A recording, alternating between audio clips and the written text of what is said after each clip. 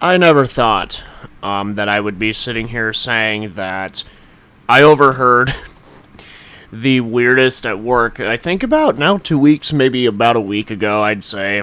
I think 2 weeks ago now, but I never thought I'd be sitting here saying that I've heard the most awkward way to approach a woman ever in my life while at work, right?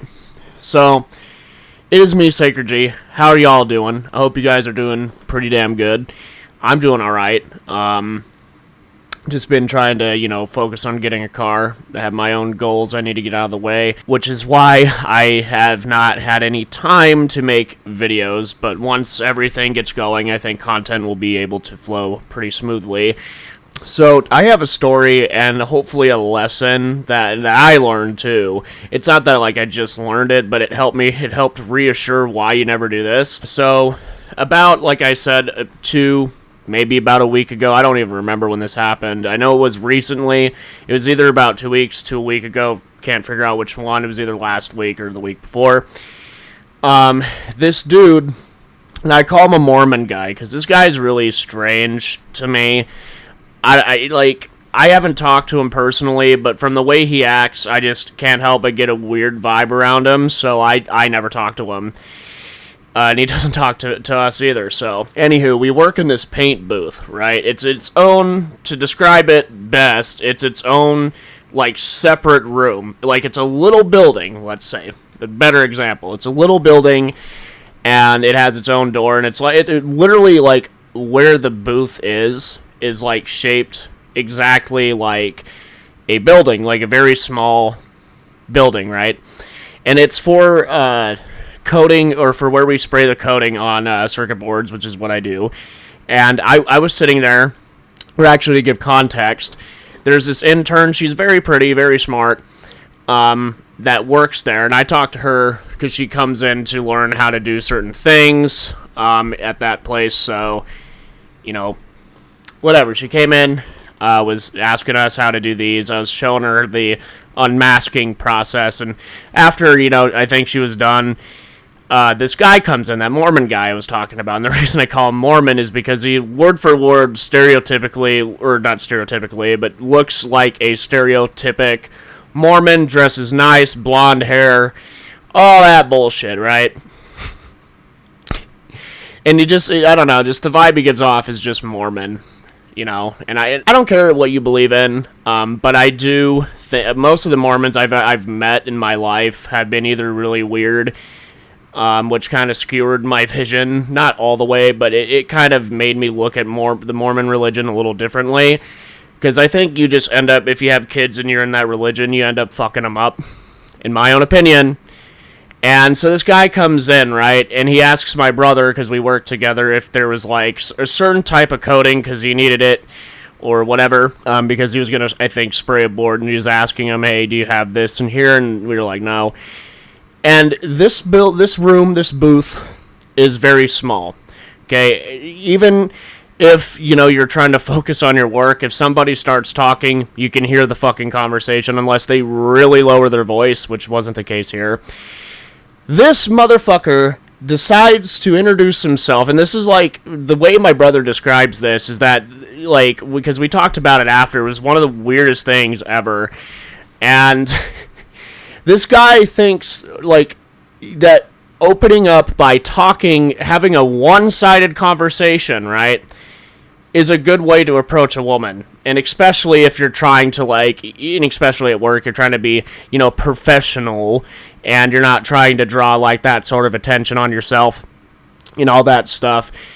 But the entire time he had this one-sided conversation, I swear to God, he talked about how his parents own this nice place, don't really care, and how he bought a certain car, and how, and this was the weirdest part, was that apparently they were talking about driving on ice, and we heard the whole thing. It's no secret at all, because it's a little booth, and, well, if you're loud enough, the whole conversation could be heard by the people in there, and they're talking about driving on ice, and he said the way to tell if the ice is thin and it's safe for you to go on it, go ahead, send some sorry motherfucker. He didn't say like that, but essentially, to break it down a little bluntly, Well, I'm going to say what he said first. He said, you just send somebody else out there, and if they fall through, you don't go on the ice.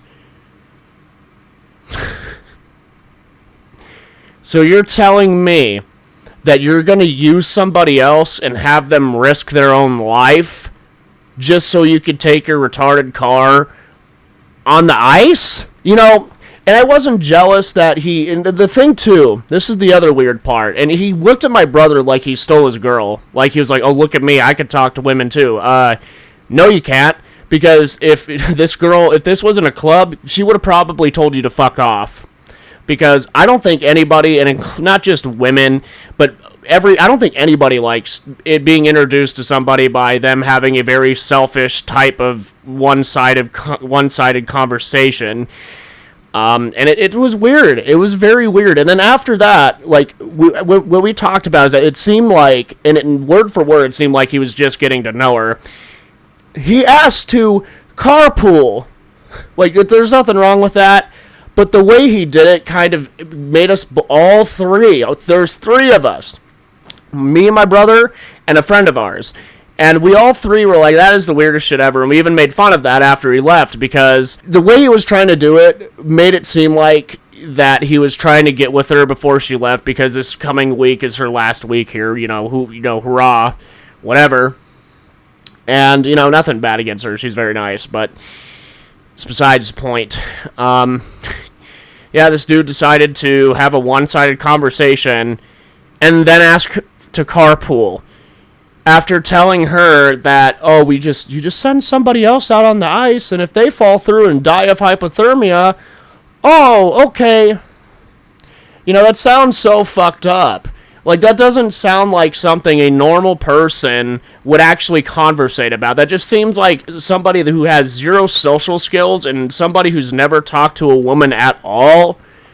That sounds exactly like something those types would say. It is just weird. It was weird as fuck. Never have those types of conversations. Not just in romantic relationships and trying to get to know a woman. Don't have those types of conversations, period. You look selfish as fuck, and that was the entire vibe we got from that.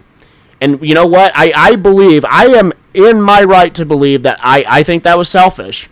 And to be honest, to even be even more honest, that is a selfish conversation. Because I compared, and I know this is going to sound funny, but I compared the conversation I had with her to the one he had. And I never brought up or said anything selfish. I made a few, jokes here and there. And it was the weirdest fucking thing.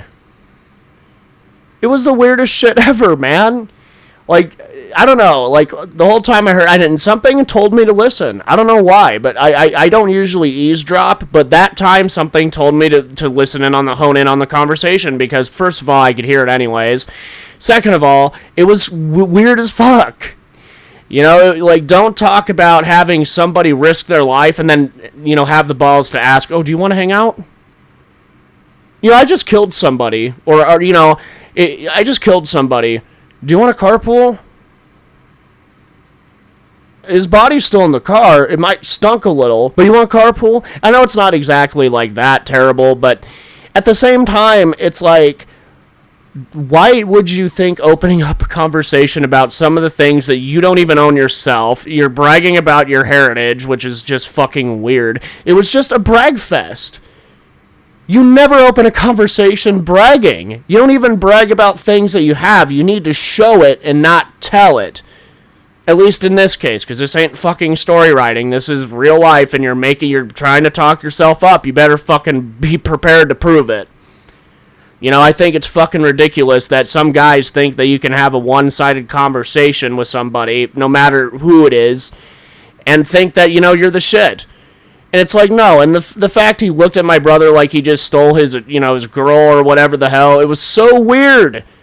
You didn't steal anybody. I doubt they even carpooled. I guarantee you they didn't even fucking do that. I don't know. I hope they didn't. But guess what? If they did, that's her fucking decision. I'm not going to tell her what to do. That's not my place. But I just think it's fucking weird. Because if I was in that situation, I would have just left.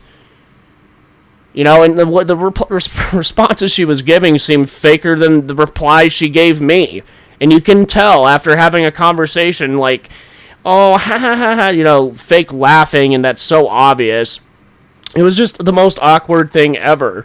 I never thought I'd actually be at work to sit through that. Usually you'd think you'd be at, like, a public setting that you're not working in, and you might hear somebody being cringe and all that bullshit, but no.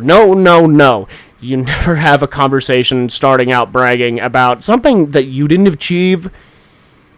Because what he bragged about is like, oh, my family has this nice house out on the lake or some bullshit. It's like, okay, who fucking cares? You didn't work for that. Why are you bragging for your parents? Like, that doesn't make any fucking sense, dude. Anyways, I'm Sacred G. I want to apologize because this was the weirdest thing ever, man. Like, I like women. I'm not gonna lie. And she was very cool. Like, we actually kind of connected. Not in the romantic way, but in the more of like, I could see us being friends sort of way.